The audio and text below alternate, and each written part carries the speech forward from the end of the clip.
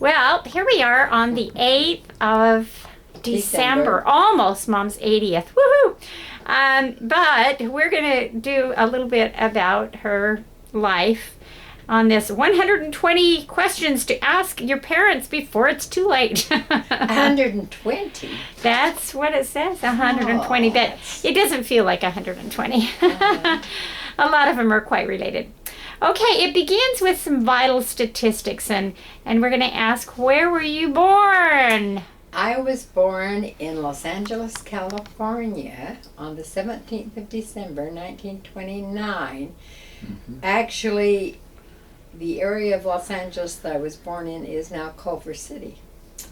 And we lived at the end of the Adams line. Okay. And your full name?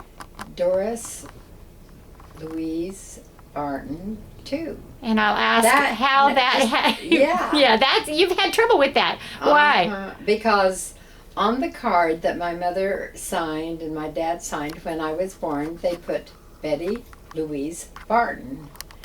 And then the day that I was blessed in the LDS church, my dad found out it was their best friend's daughter's birthday, and her name was Doris. So he got up there and named me Doris Louise Barton. And it has always been a problem because my name is still legally Betty Louise, but I've always gone by Doris Louise and used the Doris as seldom as I possibly could. And, you know, generally not used either one of my first names. Do you like the name Louise? I like the name Louise just fine. When I was going to be baptized when I was 8 years old, why, there I was sitting at the baptistry in the Manti Temple, and they called out Doris Barton, and I looked around and I thought, oh, there's someone else whose name is Barton that's my age. I don't see anyone. There's my dad. Come on, come on, come on. It's the first time I'd ever heard that my name was Doris. All right. Interesting start. And where were you living? Where was your family living, and why were they living there? We were living in California because my mother's brother, Blaine Rosenthal, was a towel setter, and my dad didn't really have any special trade or job or anything, and he wanted to learn towel setting. And so they moved down there to set towel, and Uncle Blaine taught my father how to set towel, and my father was a very good towel setter for many years. So you were living with another family at that time? No, my parents had their own place. Oh, okay. But Uncle Blaine and Aunt Olive were living there in Los Angeles. I see. Okay. Okay, great. Now, how long did you live in California? Till I was about a year and a half, and about the time that they were getting ready to move back to Utah, why, my mother tells me that one day she bathed me and dried me and went to get my clothes, and I took off down the street and got to a very, very busy intersection, and I forget the name of the intersection now. It was like Hollywood and Vine or something, you know, but she ran down and she found me naked as a bird, jaybird. Oh, my mother, the streaker. Yeah, I didn't even realize that. Right. I remember doing a little streaking myself as a young person. Oh, we moved back from California to Centerfield, and they lived in my great-grandparents' old farmhouse for winter, and my mother said they almost froze to death. It was so cold. And then after that, they moved up to Manti. Oh, okay. And then we lived at various places in Manti. But how many homes did you live in Manti? Well, in my history, I have recorded, I believe, first the place where my good friend LaRue lived, and then a place that was called the Works Place, but part of it was built way, way early when people first came to Manti. And then we lived at my uncle's 2-room, cold water, outside steps to the upper floor. I remember those stories. House. And then my dad How finished. old were you when you were living at that place? Because I could tell that was a really hard place to live it was for you. very difficult. I was probably about 8. Okay. 7 or 8. Yeah, you're definitely old enough to realize. Oh yes, the outhouse, and it was so cold, and bedpans at night. And Wow. And then my dad finished the 2-bedroom basement part of what was going to be our house, and we moved into it. And then they got the idea to do a store, and so we lived at a house up by Simmons's on 3rd North for maybe 4 or 5 months while they were finishing the store, and then we moved into the And that's area. the store that I knew of Yes, growing up. It That was on the house that corner. basically I spent all my teenage years and growing up in. You know, I remember as a child going sleigh riding. Down the Temple Hill. Well, no, actually, I remember rolling down the Temple Hill. Mm-hmm. But sleigh riding, it seems like it was down the street and a ways. Well, up on 3rd North, up east of us, there was kind of a road that the hill came Yeah, down. there was there, yeah. But we went sleigh riding on the Temple Hill all the time, too. At that point, it wow. wasn't until Ben said that the Temple Hill and all was no longer to be used as a children's playground. All right. Well, let's Yeah, see. you used to roll Easter eggs down that hill. Yeah, I remember that. All right. Well, tell us a little bit about your baptism. Who baptized? Did the ordinance, and what do you remember Well, about that day? I just remember sitting there in white in the temple, and the name Doris Barton being That was called on out. your personal baptism day. Oh, it was not on my birthday. I mean, it was but in that was January. I guess I thought that was you were being baptized for the dead, but that was your Oh no, that was my own personal your baptism. own. Okay. Yeah, that's the first time I knew I was Doris. Oh, okay. So I your tried to dad did forget your it dad as much as baptize possible. you? Yes, my dad baptized me, Okay. but somebody else confirmed me, Oh, and I okay. don't remember who it was. All right.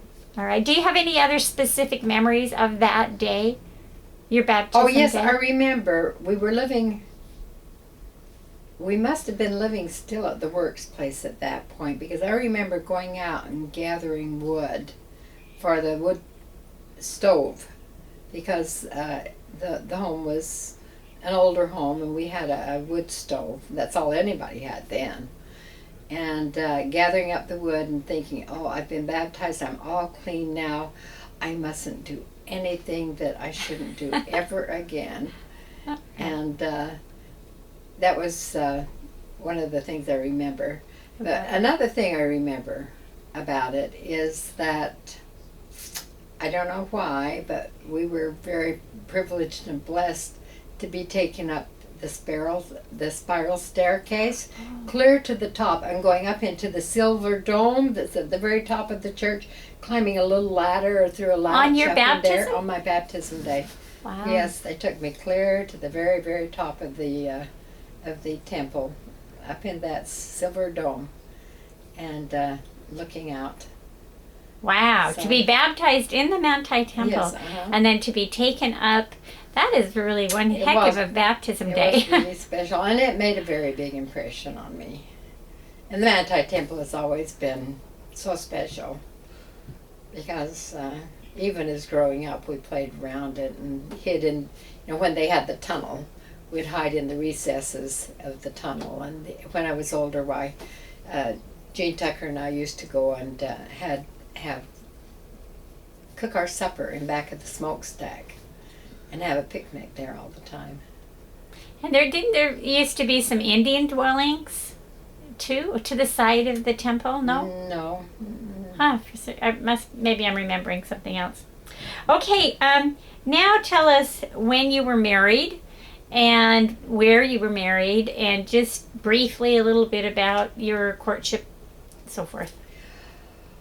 Well, I was going to the Y, and June Miller was my roommate, and there was a girls' choice dance coming up, and she was debating who to take. I knew who I was going to take because I was going with someone, and she had two names, and she says, well, choose one of these two names. And two names, no wonder. Two names. T-E-W. And one of them was Barton Tew. And I knew about Barton because I had roomed with two girls with one girl from Mapleton, who had talked about Barton about the time he was coming home from his mission. And so I put Barton Tew's name in for June to take to this girl's preference. And that's where we met that night. And then it turned out that we were in the same education class. And he started saving me a seat and writing me notes and asking me out and writing more notes and asking me out. And I wouldn't go with him because June had a crush on him and really liked him. And he had never asked June out. He took her to the dance that night, but he never did ask her out again. And I said I couldn't go with him because he was my roommate's friend. But the fellow I was going with had graduated from the University of Utah. His name was Burl McMillan. And we walked to and from classes together and went out quite a bit. And we always talked about the basketball game, the big rival between the BYU and the University of Utah. And he says, I'm going to yell for the U, and I said, I'm going to yell for the Y. But he never actually asked me to go to the game. And I got a little ticked with him because he didn't formally ask me. He just took it for granted that I'd go with him. And so I talked to June and to my other roommates, and they said, well, go ahead and go with Barton. And so I did. And so that was our first date. And about our third date, why, he proposed to me. But one of the interesting things that happened is I still liked this other boy, and I really wasn't interested in Barton. But he went out to Talmadge to a state conference and rode back with Hugh Nibley and Milton R. Hunter. And he told them about a girl in Manti that he was quite smitten with. And they said, oh, that's interesting. We're going down to Manti to a state conference this next weekend. And so you make arrangements, and we'll talk to her. And Jane's father, Jane Anderson Breathwaite, her father was in the state presidency.